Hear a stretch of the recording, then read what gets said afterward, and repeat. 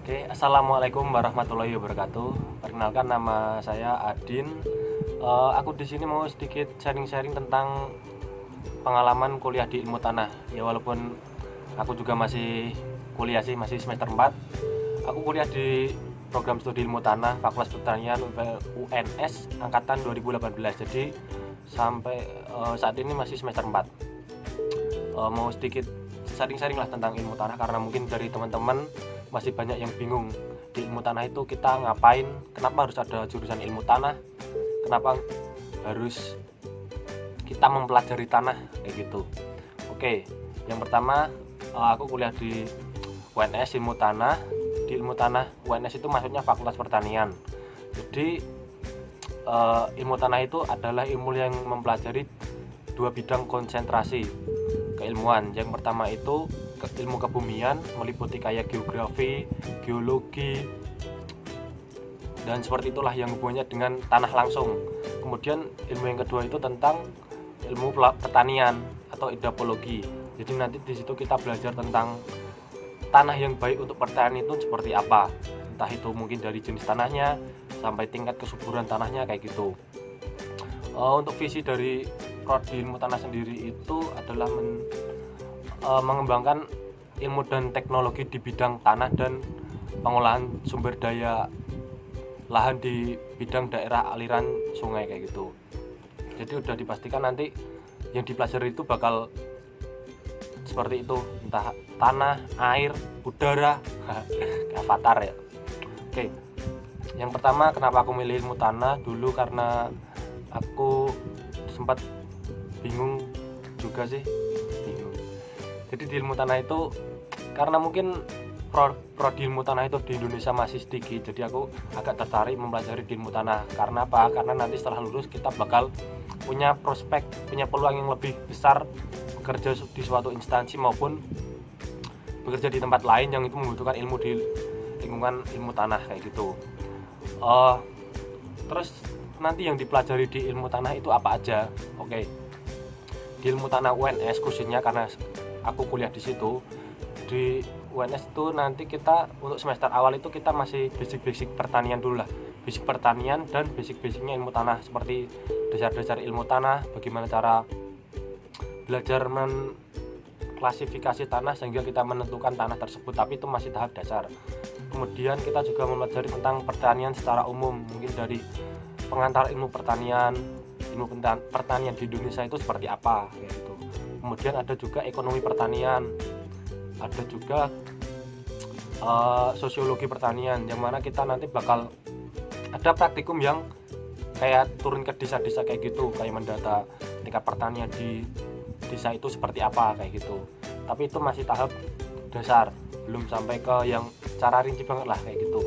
Kemudian naik ke semester 2 itu udah mulai agak melajari ke tanah. Jadi kita nanti belajar kayak geologi, mineralogi tanah, kita sehingga tahu kayak batuan-batuan di dalam tanah itu macam-macamnya seperti apa, terus pengaruh batuan itu terhadap tanah, pembentukan tanah itu kayak gimana gitu.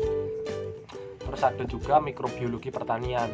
Jadi nanti ya kita belajar mikronya biologi, mikroorganisme yang ada di dalam tanah kayak gitu.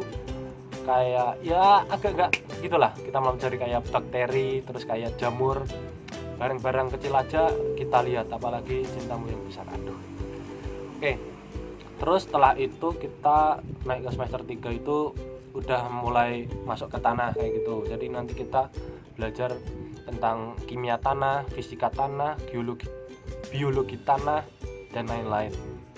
Semester 4 mulai naik lagi, mulai ke penginderaan jauh, mulai ke ilmu ukur tanah dan lain-lain. Jadi nanti kita di ilmu tanah itu nggak sebatas belajar tanah gitu loh. Ya walaupun kita ilmu tanah, tapi nanti kita bakal dapat ilmu-ilmu yang lain kayak ilmu agama, ilmu kewirausahaan kayak gitu.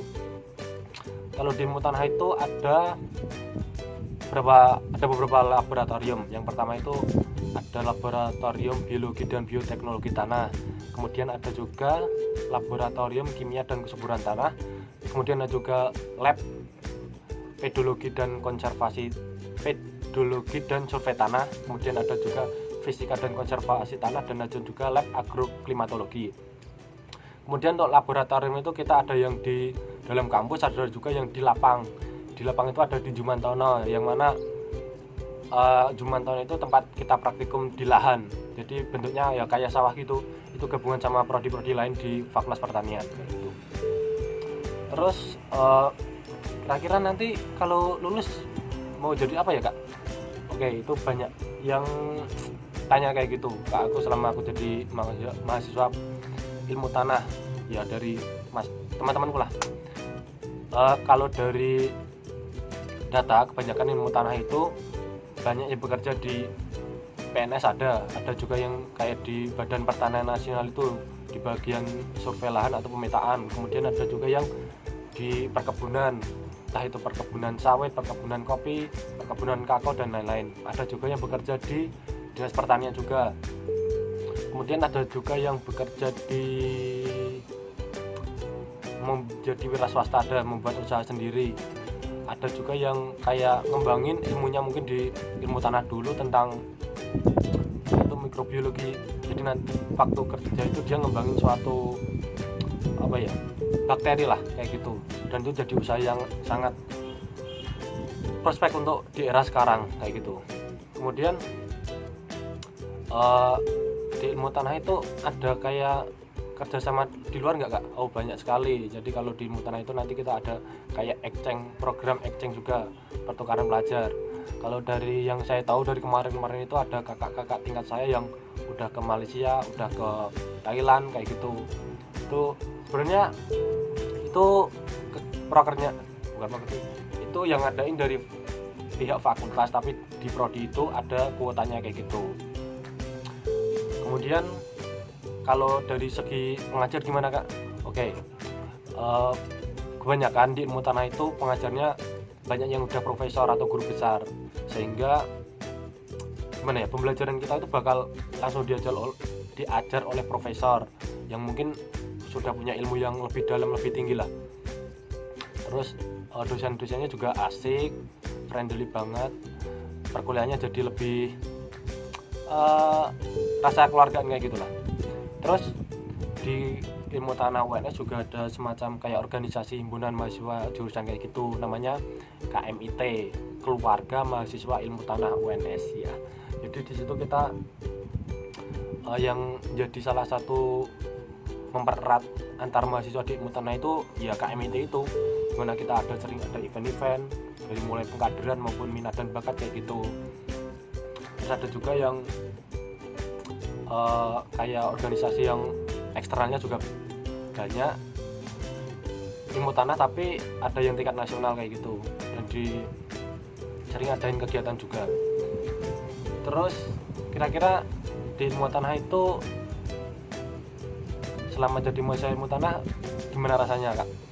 Kalau aku sendiri untuk sampai saat ini masih betah ya, insya Allah bakal betah sampai akhir nanti, karena emang aku udah milih di ilmu tanah dan mau gak mau aku harus ngejalanin sampai selesai kayak gitu.